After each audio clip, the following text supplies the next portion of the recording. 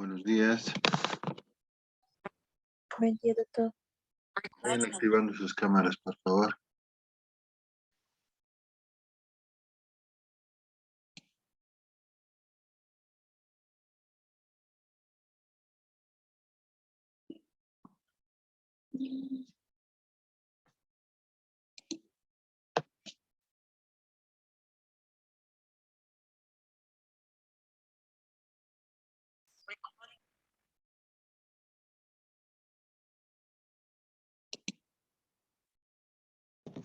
Muy bien, vamos a iniciar la clase de hoy día. Muy buenos a todos los que están incorporando a la clase. Vayan activando, por favor, su cámara. Bueno, ya en clases previas habíamos hablado bastante acerca de lo que corresponde la anatomía, algunas características propias del corazón y también mencionar, ¿no? El factor importante o las funciones importantes que cumple el corazón. Cabe mencionar siempre que cuando nosotros estamos hablando acerca del corazón, tenemos que tener en cuenta que no solamente es una estructura que se caracteriza por tener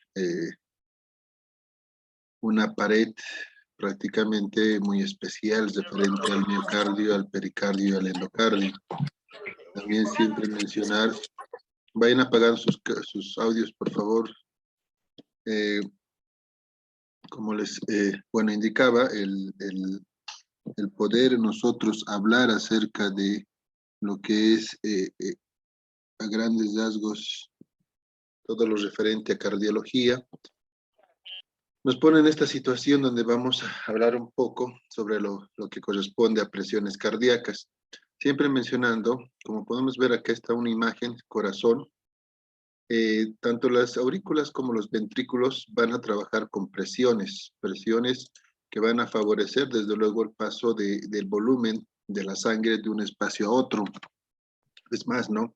Sabemos que una vez que la sangre regresa hacia la aurícula izquierda por las venas pulmonares y las venas cava superior e inferior hacia la aurícula derecha, automáticamente la sangre debe pasar a los ventrículos.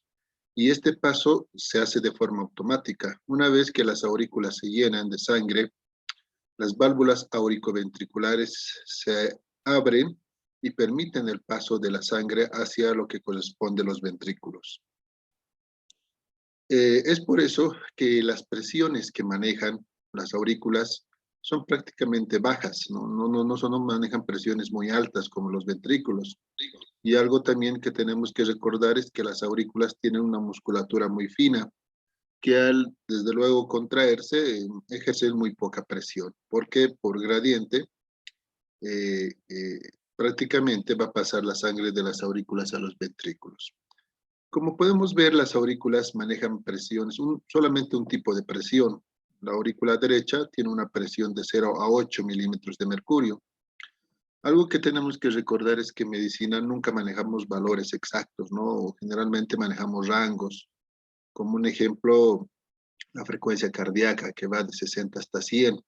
Toda persona que tenga una frecuencia cardíaca de 60 hasta 100 se considera como normal. Es lo mismo al hablar de presiones.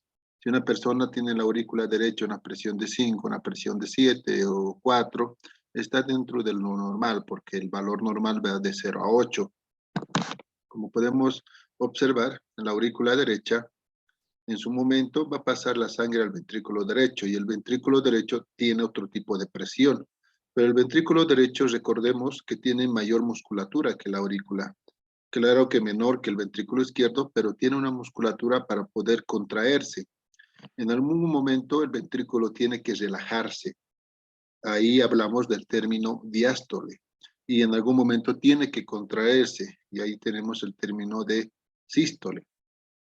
La presión diastólica o de relajación, como podemos ver, va de 0 a 8, que es similar a la presión de la aurícula derecha, ¿no?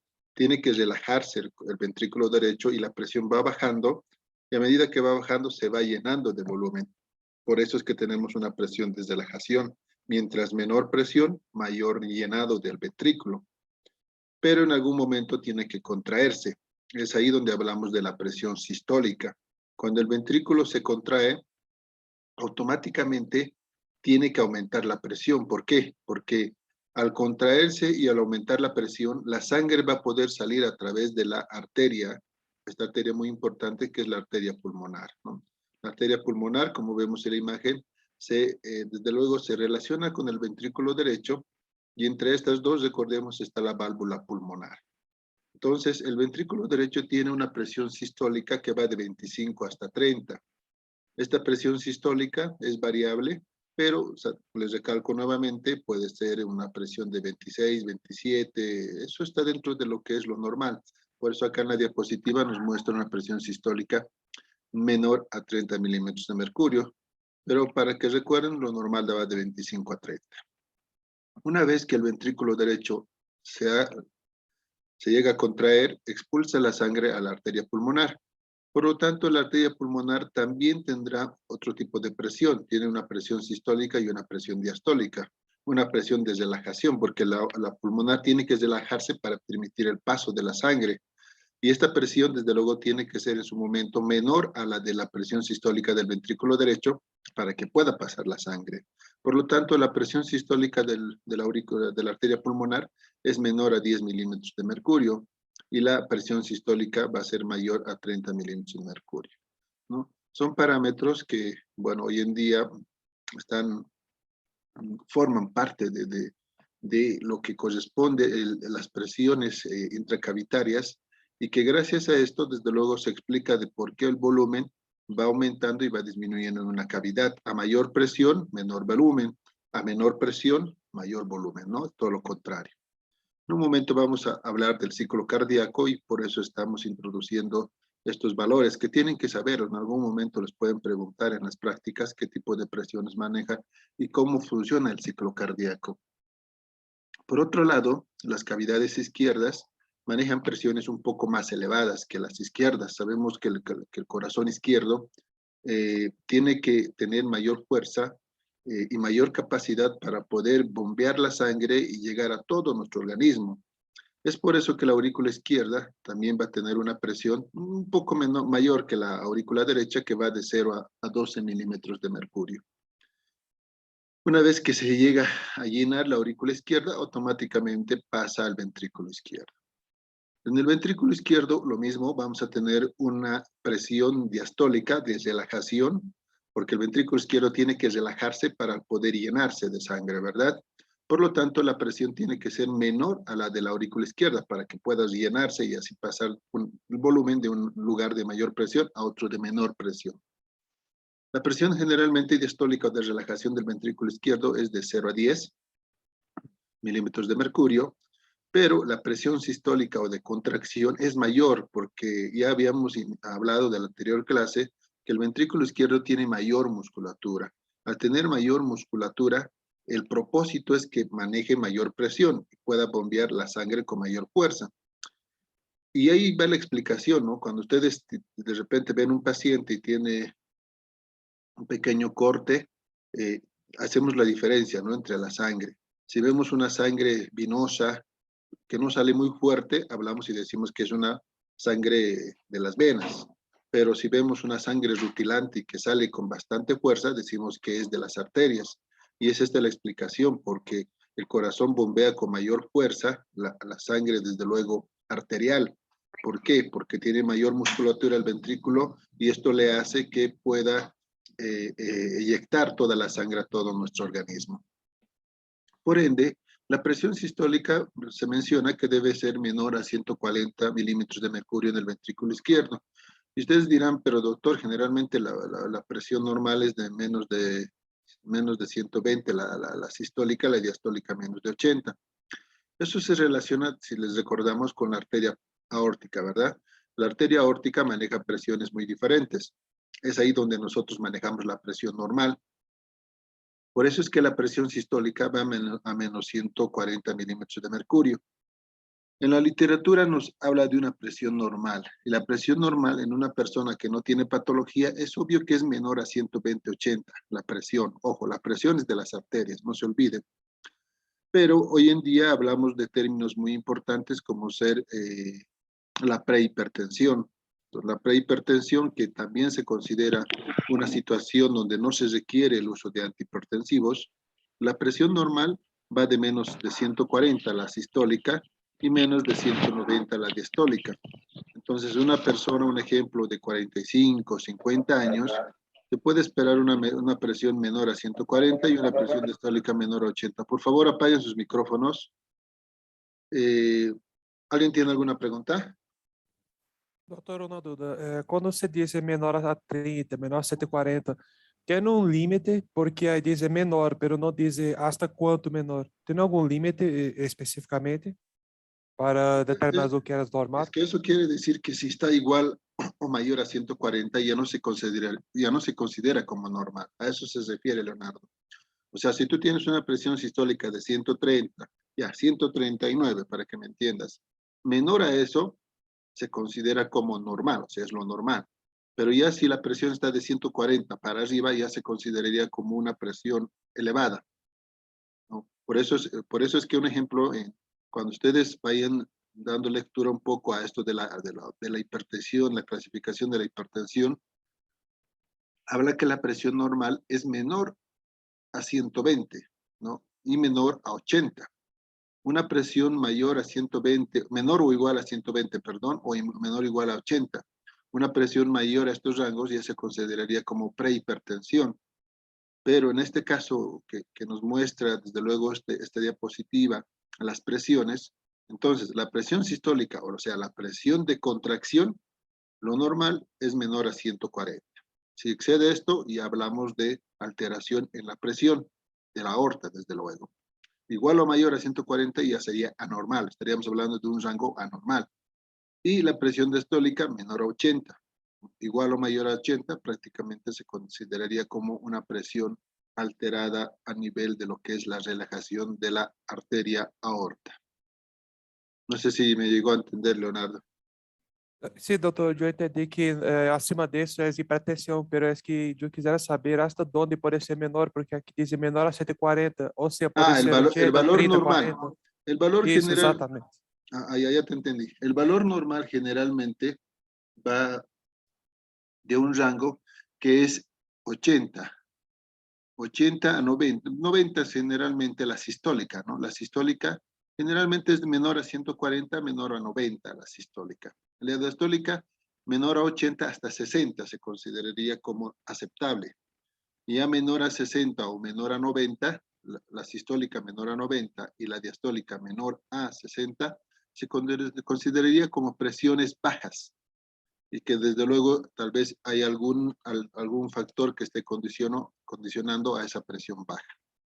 Hay muchos factores, como verán, algunos pacientes que tienen algún grado de hipovolemia pueden tener presiones bajas, ¿no? ¿Por qué? Porque lamentablemente no hay un volumen que esté corriendo por las arterias y por ende ese volumen menor va a tener una tendencia a chocar de forma muy leve las paredes de las arterias y esto va a condicionar que la presión de repente sea baja.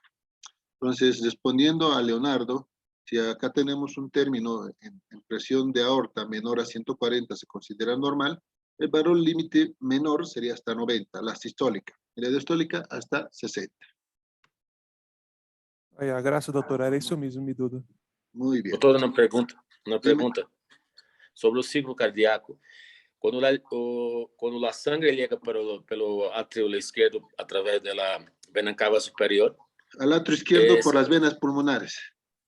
Sí, claro. Pero si a válvula tricúspide se abre para bajar 70% para os ventrículos derecho. A ver, primero, no nos confundamos, no estamos confundiendo entre lo que son cavidades izquierdas y derechas. Generalmente, cuando hablamos de volúmenes, este volumen generalmente, bueno, puede variar de una cavidad a otra.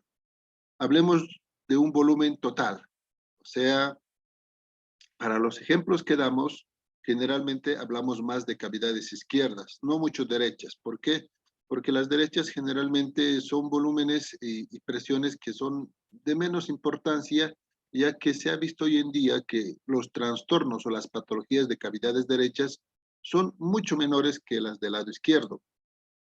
¿En qué sentido? Como el lado izquierdo, aurícula izquierda y ventrículo izquierdo trabajan más, hacen más esfuerzo, tienen que, desde luego, estresarse más, entre comillas, prácticamente la sangre, una vez que llega a la aurícula izquierda por las venas pulmonares, la sangre va a pasar automáticamente hacia el ventrículo izquierdo. La válvula mitral, ojo, la válvula mitral, que es de cavidades izquierdas, se va a abrir una vez que la aurícula izquierda ya esté llena, al 100% de su capacidad.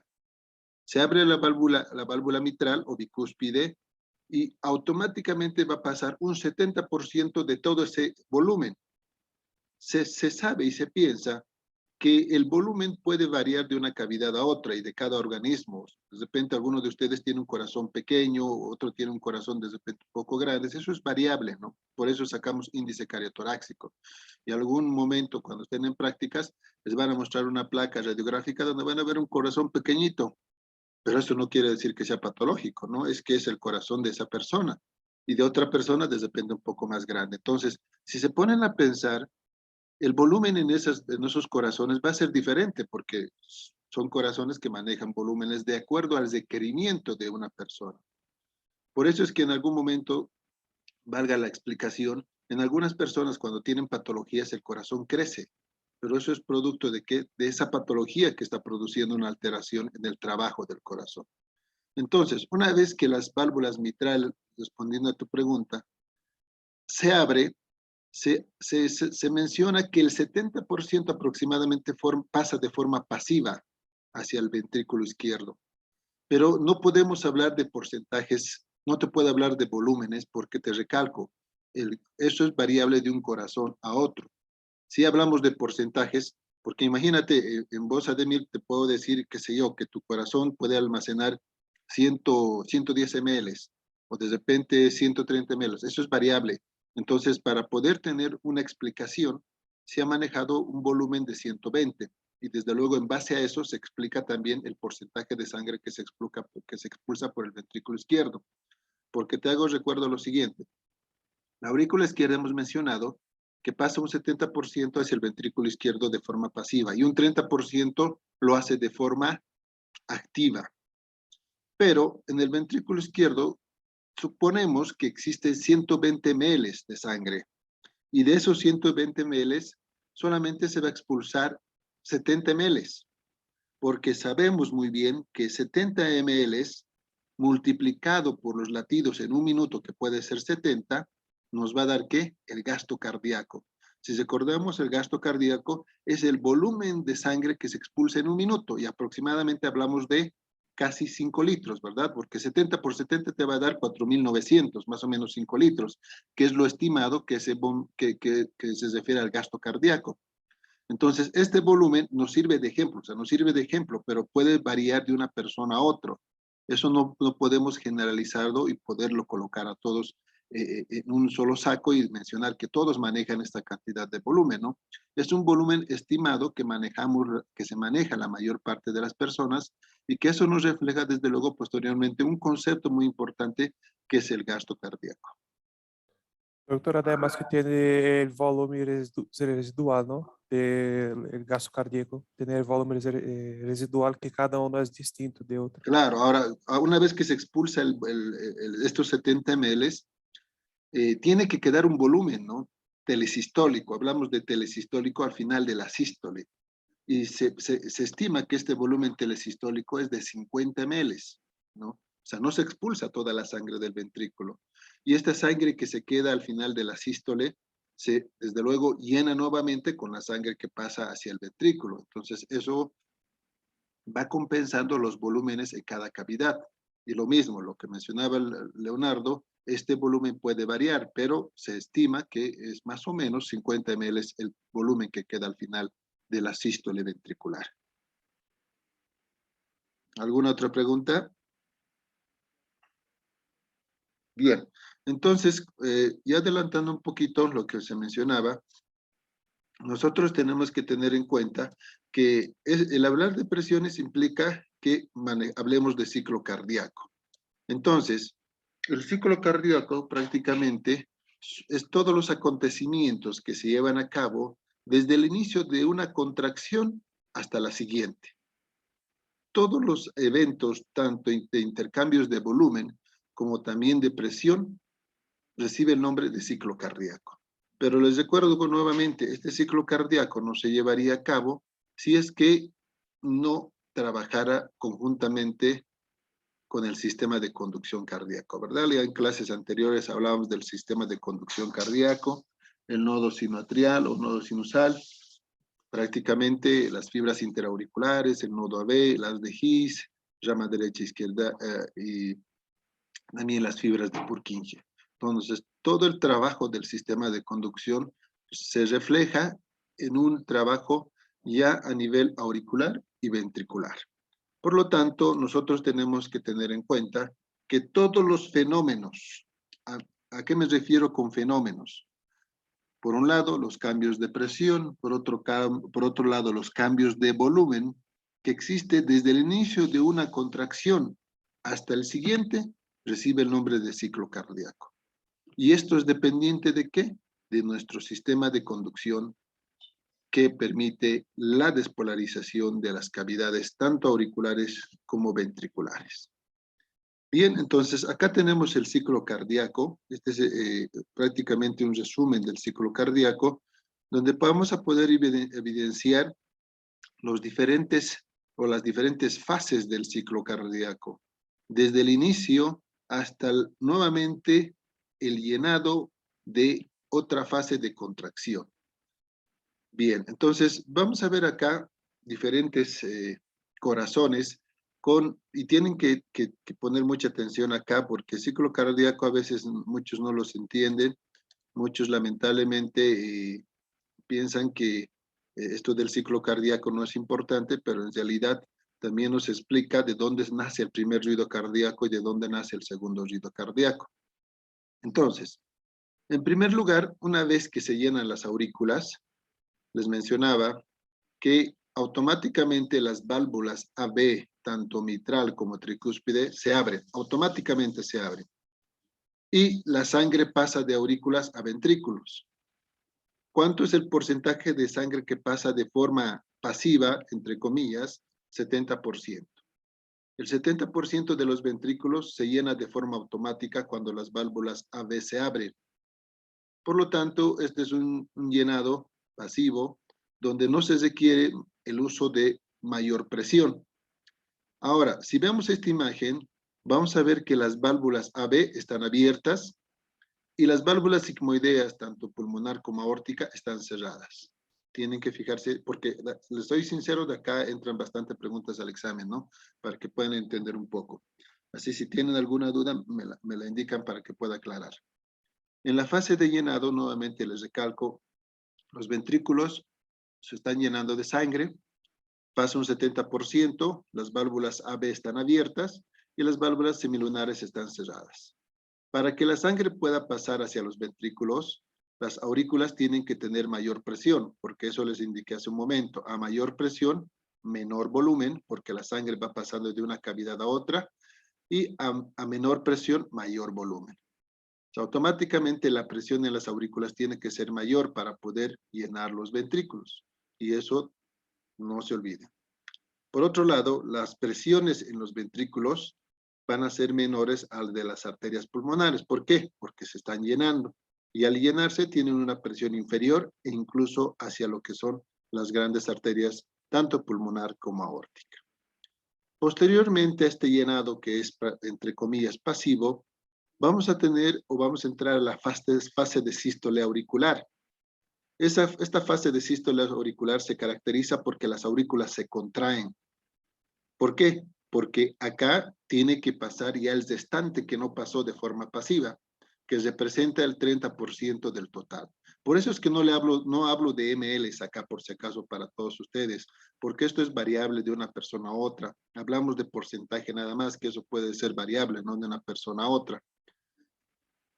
Una vez que las aurículas se contraen, las válvulas AB persisten todavía abiertas. Fíjense, las válvulas AB están abiertas y las aurículas están llevando a cabo el proceso de contracción. Las válvulas sigmoideas aún persisten cerradas porque se siguen llenando los ventrículos. Por lo tanto, la presión en las aurículas sigue siendo mayor a la de los ventrículos. ¿Por qué? Porque al contraerse las aurículas, aumentaron su presión y están llenando por completo los ventrículos. Y por último, las válvulas semilunares o sigmoideas persisten cerradas. Ahí podemos observar ventrículos prácticamente y casi llenos, ¿no? Donde el total de las aurículas está siendo vaciado gracias a la contracción auricular. ¿Alguna pregunta hasta acá? Doutor, No, eu tenho uma, pero no alienado, quando disse que a pressão auricular é maior que os ventrículos, não deveria ser uma pressão mais ou menos que igual para que o sangue vá, porque se for uma pressão menor, vai ser difícil que o sangue ingresse para a aurícula e vá para o ventrículo, não? Deve ser uma pressão bem pequena para que permita que primeiro o ventrículo se llene, depois ejecte. La diferencia es mínima. En el llenado pasivo, si recuerdan, hablábamos que las presiones en la aurícula izquierda y derecha, por ejemplo, de la derecha era de 0 a 8, la izquierda de 0 a 10. Esta presión, un ejemplo, cuando se está llevando el llenado pasivo, las aurículas, un ejemplo, aumentaron su presión, puede ser hasta 5, y la de los ventrículos llegaron a 0. Entonces, automáticamente la sangre está pasando, pero no es una diferencia muy notable, pero sí hay mayor presión en las aurículas. Ahora, en la fase de sístole auricular, las aurículas se contraen. ¿Qué quiere decir? Que llegan a su tope. La aurícula izquierda a 10 y la aurícula derecha a 8. Entonces, como han llegado a una presión mayor, ¿es por qué? Porque están completando el llenado en los ventrículos y por ende la presión sí o sí tiene que ser mayor a los ventrículos para poder ir llenar.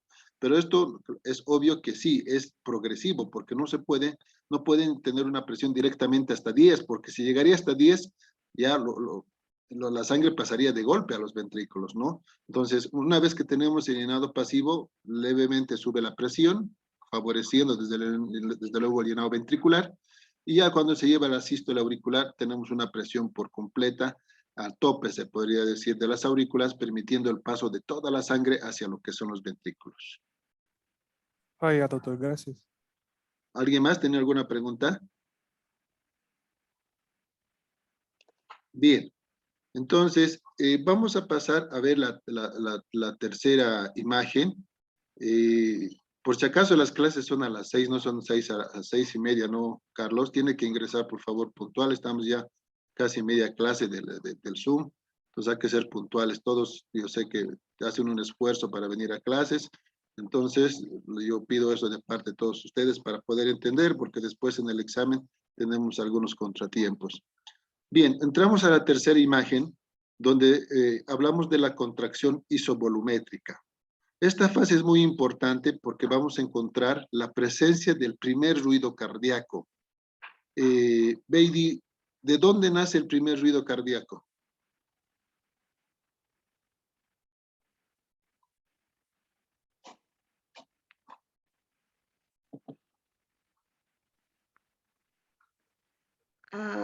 De la válvula de la válvula mitral y tricúspide, doctor, ¿se escucha?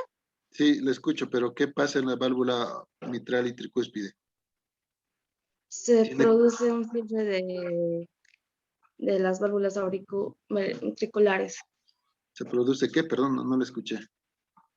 Un cierre de las válvulas auriculoventriculares, doctor. Muy bien, entonces el cierre de las válvulas AB, tanto mitral como tricúspide, van a condicionar el primer ruido cardíaco, ¿no? Ya en las clases previas había explicado un poco de ruidos cardíacos. Entonces, en la contracción isovolumétrica, no se olviden, les voy a preguntar en el examen, en esta contracción isovolumétrica se lleva a cabo la presencia del primer ruido cardíaco. Entonces, ¿por qué se caracteriza la contracción isovolumétrica? Prácticamente los ventrículos están llenos, están al tope. Hablemos de un porcentaje, les recalco, este porcentaje es estimado de 120 ml. Existe 120 ml en el ventrículo izquierdo. Vamos a hablar del ventrículo izquierdo para que no nos perdamos. El ventrículo izquierdo tiene 120 ml una vez que se llenó por completo. automáticamente que se llene el ventrículo izquierdo, se va a cesar la válvula mitral, pero también a la vez se va a cesar la válvula tricúspide. Como vemos acá en la imagen, tanto la válvula tricúspide como también la mitral están cerradas, se cierran. Ese cierre automático, una vez que se llenaron los ventrículos, va a condicionar la presencia del primer ruido cardíaco, que es normal. Es normal que las válvulas a veces cierren. Por lo tanto, el primer y segundo ruido cardíaco, no se olviden, son ruidos cardíacos normales en nuestro organismo. Por otro lado, si vemos, en esta contracción isovolumétrica, se va a caracterizar, ¿por qué? Porque la presión en los ventrículos está empezando a aumentar. ¿Tratando de qué? De vencer la presión de las grandes arterias, pulmonar y aórtica. Entonces, les recalco nuevamente, una cavidad tiene que aumentar su presión para eyectar su sangre hacia otra cavidad y vencer la presión de la otra cavidad. Es así como funciona el ciclo cardíaco. Entonces, automáticamente que se cierran las válvulas auricoventriculares, está empezando a subir la presión, pero las válvulas sigmoideas aún siguen cerradas. Ojo, muy importante. Aún siguen cerradas las válvulas sigmoideas. ¿Por qué? Porque recién se está iniciando a aumentar la presión. Se está aumentando levemente la presión, pero eso no quiere decir que va a salir la sangre de forma automática. Por ende, ¿qué vamos a encontrar o qué características vamos a encontrar en la contracción isovolumétrica? La cantidad de volumen va a ser de 120 ml. Esta cantidad de volumen al final de la relajación de los ventrículos recibe el nombre de volumen telediastólico. ¿Qué quiere decir telediastólico? Al final de la diástole o al final de la relajación. Una vez que los ventrículos se han relajado por completo, el volumen total, chicos, es de 120 ml. Les recalco, 120 ml existe al final o en la fase de, o es el volumen telediastólico. Una vez que se cierran las válvulas AB, las presiones en las aurículas, por si acaso, bajan, porque ya no tiene sangre, ya no hay volumen, y la presión de las aurículas es menor a la de los ventrículos. Los ventrículos otra vez están aumentando su presión y las aurículas bajó. La presión de los ventrículos aún sigue siendo menor al de las arterias, como les decía. En esta fase de contracción, la presión de los ventrículos está elevándose lentamente, pero aún sigue siendo bajo al de las grandes arterias. Y esta fase de contracción, como su nombre lo indica, es el inicio recién de la contracción ventricular. Como recién se está contrayendo los ventrículos, hablando más que todo del ventrículo izquierdo, la presión está subiendo lentamente, pero es mayor a la de las aurículas, pero aún todavía no es mayor a la de las grandes arterias. Ojo, muy importante para que me entiendan. ¿Por qué? Es muy diferente al hablar de la fase de eyección. La fase de eyección quiere decir expulsión de la sangre. Si la sangre se empieza a expulsar, quiere decir que la presión de los ventrículos recién es mayor a ¿quién? Al de las arterias o grandes arterias para poder expulsar la sangre como tal. Muy bien. ¿Alguna pregunta hasta acá? Bien. Entonces, pasamos a la siguiente fase, que es la fase de eyección. En la fase de eyección, como vemos acá en la imagen, los ventrículos se están contrayendo. Automáticamente las válvulas semilunares, tanto aórtica como pulmonar, están abiertas. Fíjense en la imagen, la válvula, acá se ve bien, la válvula pulmonar donde está abierta. Fase de eyección es igual a fase de expulsión de la sangre. Por lo tanto, si se está expulsando la sangre es que la presión de los ventrículos es mayor a la de las grandes arterias. ¿Cuánto de sangre se expulsa? 70 ml, no los 120 ml, ojo. Solamente se expulsa 70 ml de los 120 ml como tal. Y las válvulas AB están cerradas, fíjense acá, las válvulas AB están cerradas. ¿Por qué? Porque la sangre al expulsarse por las grandes arterias puede tratar de regresar a las aurículas, porque las aurículas tienen menor presión, ya que no tienen volumen.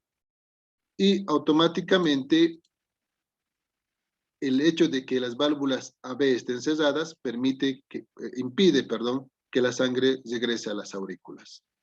¿Cuánto de volumen se expulsa? 70 ml.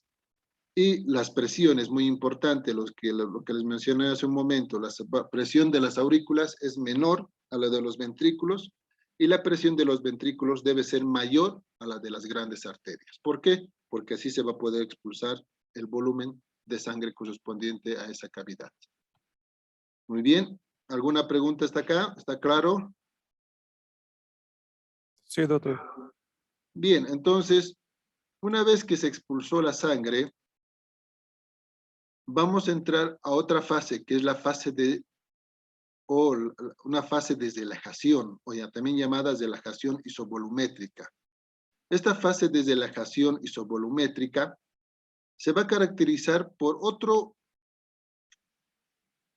ruido importante, que es el segundo ruido cardíaco, ¿no? El segundo ruido cardíaco, que es fundamental para que nosotros podamos hablar de primer y segundo ruido cardíaco. Bien, a ver, Jonathan, ¿usted me puede indicar de dónde nace el segundo ruido cardíaco? El segundo ruido cardíaco nace primeiro es de la válvula del cierre de la válvula aórtica y de la pulmonar, pero primero de la aórtica y después de la pulmonar, bien rápido. Ya. Bueno, sí, está en lo correcto. Las válvulas, el cierre de las válvulas, tanto aórtica como pulmonar, van a condicionar la presencia del segundo ruido cardíaco, o sea, ambas. Les recuerdo que el trabajo de las válvulas, tanto AB como semilunares, son prácticamente casi al mismo momento, con tal vez alguna leve diferencia, aunque mínima, en el cierre de la válvula pulmonar. Si recordamos, la válvula, las cavidades izquierdas trabajan con un poco más de volumen, entonces cuando se están cerrando las dos válvulas, tanto, bueno, prácticamente pulmonar como aórtica, la aórtica tarda milisegundos en cerrarse a comparación de la pulmonar. ¿Por qué? Porque eyecta un porcentaje, se podría decir, mayor de sangre, ya que esta sangre tiene que llegar a todo nuestro organismo, pero es nada más milisegundos. Prácticamente se podría decir que ambas se cierran casi de forma inmediata, y el cierre de las válvulas semilunares o sigmoideas va a condicionar que la presencia del segundo ruido cardíaco. Entonces, ustedes cuando ausculten a un paciente van a escuchar dos ruidos, que es loop-dup, loop-dup, loop-dup. Primer ruido cardíaco, cierre de las válvulas AB. Segundo ruido cardíaco, cierre de las válvulas sigmoideas o semilunares. Es prácticamente normal, les recalco. El auscultar es muy importante en cardiología porque generalmente esto nos va a ayudar a pensar si es que el paciente está con la presencia de un ruido anómalo, que es un soplo, ¿verdad? Todos hablamos de soplos y en la consulta a veces muchos estudiantes dicen, doctor, yo no sé qué es un soplo, nunca lo he escuchado. Entonces, primero les recalco, tenemos que saber diferenciar lo normal. Algunos de mis estudiantes me decían, doctor, ya me he cansado de escuchar tantos pacientes, de escuchar lo mismo, pero es que es ahí donde nosotros generalmente ganamos práctica, ¿no? Y diferenciamos lo normal de lo anormal. Bien, continuando, en esta fase de relajación isovolumétrica se produce el cierre de las válvulas sigmoideas. ¿Qué quiere decir? Que toda la sangre, los 70 ml, se expulsó, ¿correcto? Se expulsó. Entonces, si vemos la imagen, tanto en el ventrículo izquierdo como en el ventrículo derecho hay un poco de sangre, o sea, quedó un restante de sangre, no se expulsó toda la sangre. Y este volumen recibe el nombre de volumen telesistólico. ¿Qué quiere decir telesistólico? Volumen al final de la sístole ventricular. Y este corresponde a un 50 ml. De los 120 ml que existía en el ventrículo, se expulsó 70 ml y quedaron 50 ml en el ventrículo como tal, ¿no? Y esto recibe el nombre de volumen telesistólico. Les recalco nuevamente. ¿Cuáles son si se corta el zoom, por favor vuelvan a ingresar? ¿Cuáles son las características de esta relajación isovolumétrica? Por un lado, las válvulas AB están cerradas, correcto, fíjense, acá están cerradas. ¿Por qué?